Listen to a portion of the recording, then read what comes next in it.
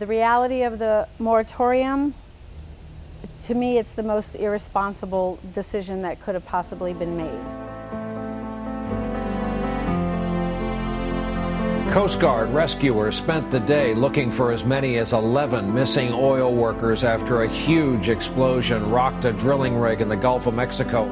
I do agree that the explosion was horrendous, that the loss of life was devastating. The explosion on April 20th spilled hundreds of millions of gallons of crude into the Gulf of Mexico.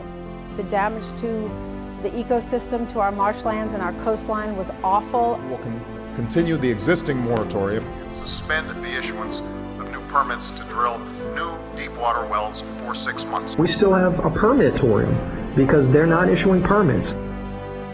Safety is number one and needs to be number one, but I don't think that all of the operators in the Gulf need to be shut down because there was a mistake on one rig.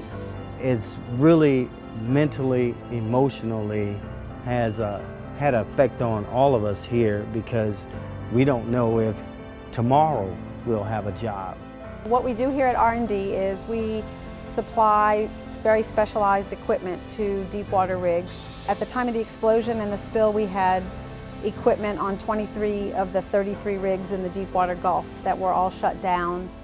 Our customers were not allowed to drill anymore and still are not really allowed to drill. So the equipment that used to be earning revenue for us is now sitting in my yard. You know, in the airline industry, when there's an airline accident, the planes are not all grounded. We just want to go back to work.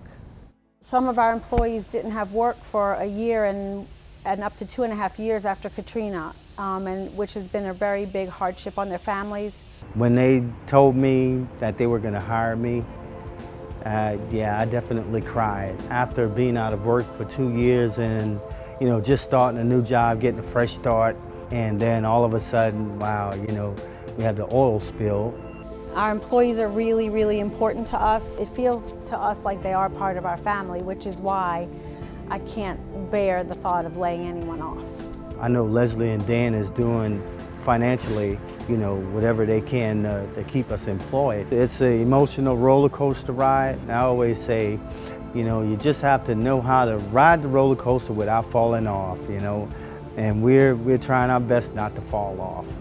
President Obama keeps talking about generating new jobs. I can't even imagine how we could be generating new jobs when we're destroying jobs every single day right now.